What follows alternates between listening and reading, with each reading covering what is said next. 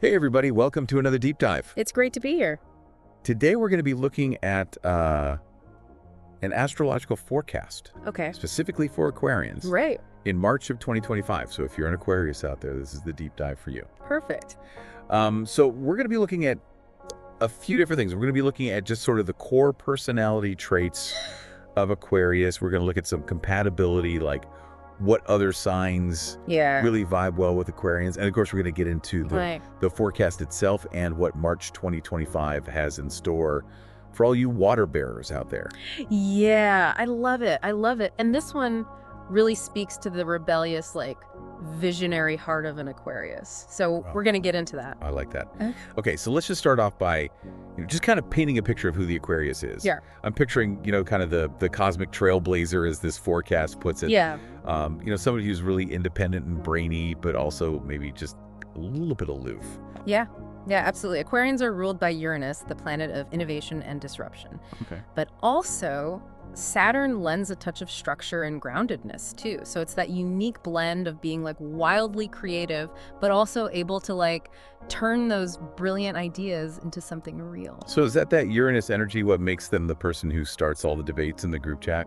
Yes. Always has the most unique sense of style. 100%. They're also often ahead of the curve, they're spotting the trends that everyone else will be following 6 months from now. But is that also where the stubbornness comes from? Definitely. But here's the thing, that stubborn streak is actually part of what makes them such powerful agents of change. They challenge the status quo and inspire others to think differently. Okay, so we've got this image of this innovative, free-thinking person. Right. Who are they cosmic soulmates? Who do they really vibe with? So this forecast highlights some especially harmonious pairings. Air signs generally click really well with Aquarians, so Gemini and Libra are top contenders. Can we break that down for a second? Why air signs? Yeah. What is it about air signs? So think of it this way. Air signs are all about communication intellect and a breezy kind of energy.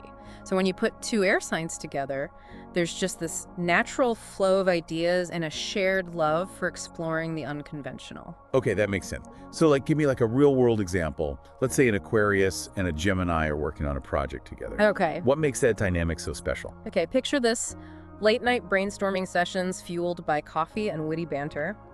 The Gemini's quick wit sparks the Aquarius's innovative ideas, and they come up with something brilliant and totally out there, like the kind of project that could go viral. I love it. What about Libra? How does a Libra complement an Aquarius? Libra brings balance to the sometimes intense, edgy vibe of an Aquarius. They value beauty and harmony, offering a calming presence that encourages you to chill out and appreciate the finer things in life. Oh. So think lazy Sunday brunches, exploring art galleries, just soaking up that aesthetically pleasing Libra vibe. Okay, so we've got air signs.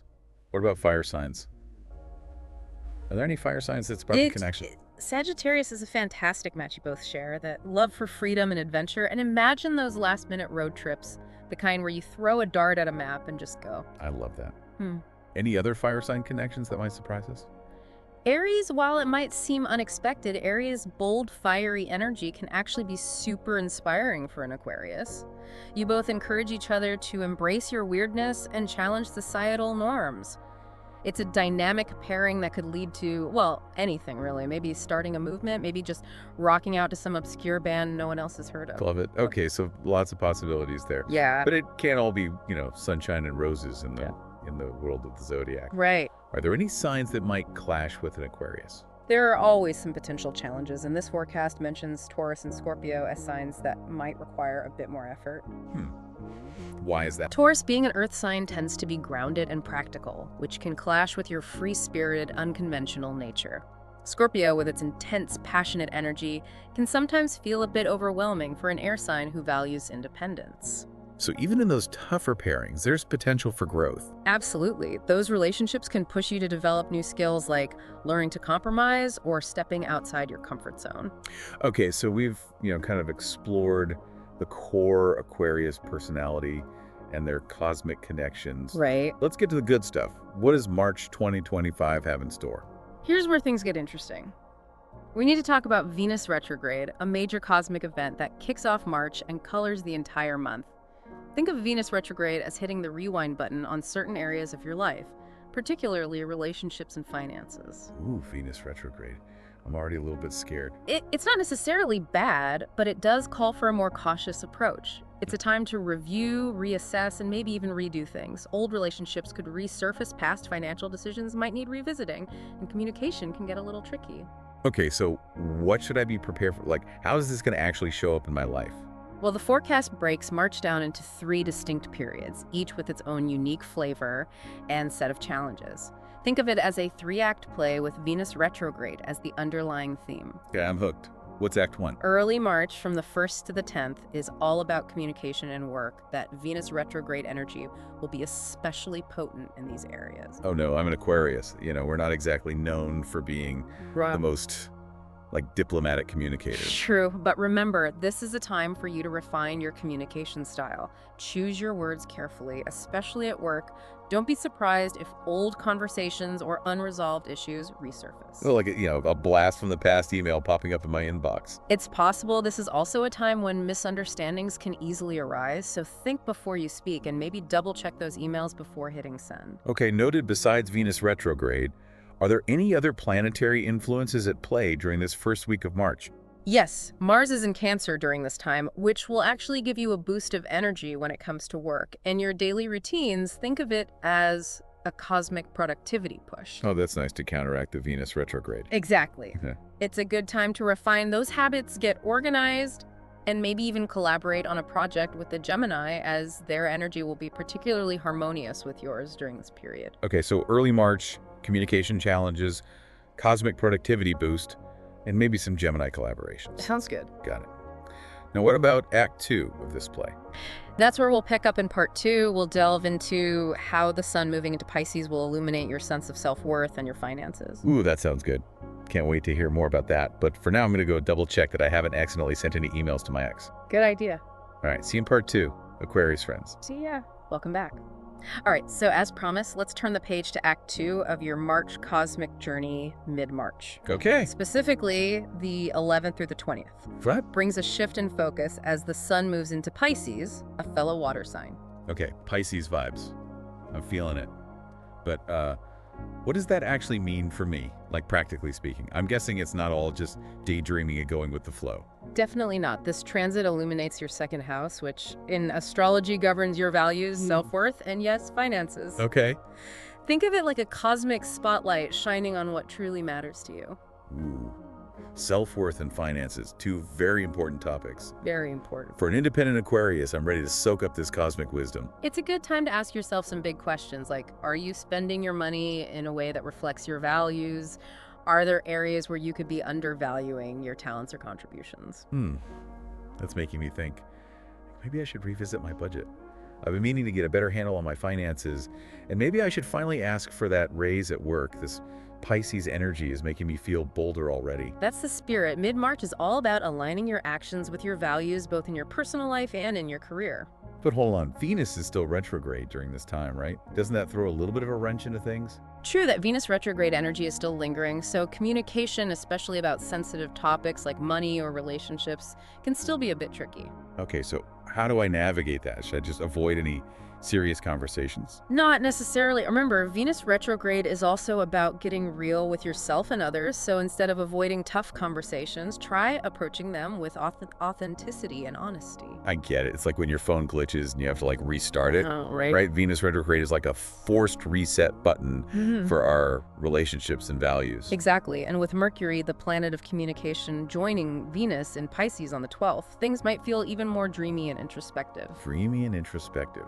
I'm picturing lots of journaling, maybe some meditation, definitely some long walks in nature to process all these feelings. Those are all great ways to harness this energy, but remember, communication is still key, even if it's more about inner dialogue than outward expression. Okay, so mid-March, a cosmic spotlight on my values and finances, a call for authenticity in my communication, and maybe a little extra time spent daydreaming under a Pisces moon. Anything else I should be aware of during this time? Well, the forecast specifically mentions that mid-March will be particularly favorable for Aquarians born during the day. Wait, really? Even with Venus retrograde swirling around, I'm pleasantly surprised. It's a bit counterintuitive, but yes, this period is actually a good time to drop that bold idea you've been brewing, Yeah. pitch a creative project, or simply enjoy some quiet time for reflection and contemplation. Okay, so maybe this is when that raise conversation actually goes really well. Or maybe I finally finished that art project I've been putting off. This is making me feel optimistic. Exactly. Don't be afraid to lean into that optimism and take some calculated risks. And if you're looking for support during this time, connecting with a Libra or a Sagittarius could bring a sense of harmony and encouragement. That makes sense. Libras with their calming vibes, and Sagittarius with their adventurous spirit, always up for trying new things. Okay, Yeah. I'm putting that on my calendar mid-March time to connect with my air and fire sign friends. Great. Now are you ready to step into the final act of March? Bring it on. I'm feeling ready to embrace whatever cosmic twists and turns await. What does late March have in store for this Aquarius? Well, as Venus retrograde starts to wind down, things will start to speed up in other areas of your life. Get ready for a surge of energy as the sun enters Aries on the 20th, marking the start of a new astrological year. Ooh, Aries energy. That sounds dynamic, but I thought Venus retrograde lasts until like mid-April. It does, but as the sun moves into Aries, the energy will start to shift. This transition fires up your third house of communication, making it a time for bold self-expression, creative breakthroughs, and a renewed sense of purpose. Hold on, the third house of communication, that sounds familiar. Remember we talked about how Venus retrograde was going to impact your communication early in March?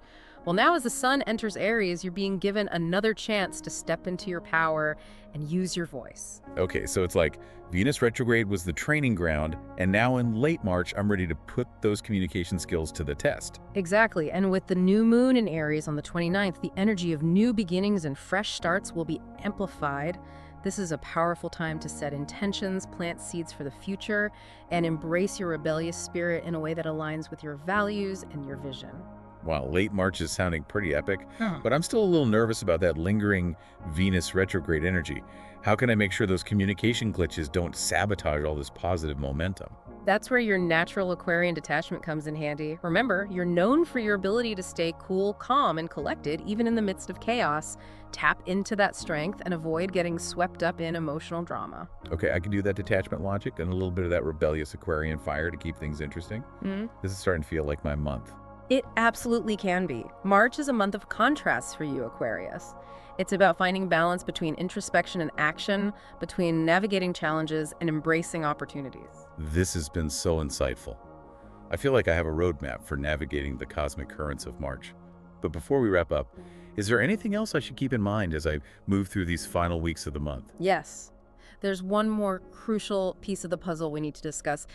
It involves that rebellious spirit of yours and how it can be channeled not just for personal growth, but also for making a difference in the world. Ooh, I love where this is going, but I'm guessing we'll have to save that conversation for part 3. You got it. Stay tuned, Aquarius, because we're about to explore how you can use your unique gifts to create positive change, not just in your own life, but in the world around you. Okay, Aquarius friends, we are back for the final part of our March deep dive, and I am so ready to hear more about how we can harness this rebellious energy and actually use it to, make a difference in the world. It's so interesting, like this forecast really emphasizes that it's not just about like bucking the system for the sake of it, right? It's tied to your visionary nature, this deep-seated desire to like make the world a better, fairer, more equitable place. Yeah, that resonates so much with me. Yeah, I definitely, I have my rebellious moments, but it always comes from like wanting to improve things. Yeah. Wanting to challenge the status quo when it feels like outdated or unjust. Exactly, and that's what makes Aquarians such powerful agents of change. You have this unique ability to see beyond the limitations of the present and envision a future that's like more aligned with your ideals. Okay, so how do I actually put that into practice? Like, how do I channel this rebellious energy effectively, especially during a month like March with all these like cosmic twists and turns? Well, the key is to focus that energy on causes you're truly passionate about. Like, what are the issues that make you want to stand up and say this needs to change? You're really making me think. There are so many things I care about. Climate change, social justice, animal rights. But it feels like sometimes so overwhelming. Like, can one person really make a difference? That's where your Aquarian ingenuity comes in. You're not afraid to think outside the box, come up with innovative solutions that others might not even consider, and remember, you don't have to do it alone.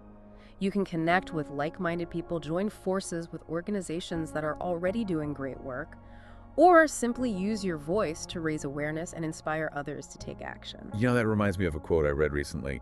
Never doubt that a small group of thoughtful, committed citizens can change the world. Indeed, it's the only thing that ever has. And I was like, that is Yeah. the Aquarian spirit right there. 100%. It's not about grand gestures or trying to change everything overnight. It's about like consistent, focused action fueled by passion and a genuine desire to make a difference. Okay, I'm feeling inspired, but let's be real. March is also a month of introspection, thanks to Venus retrograde.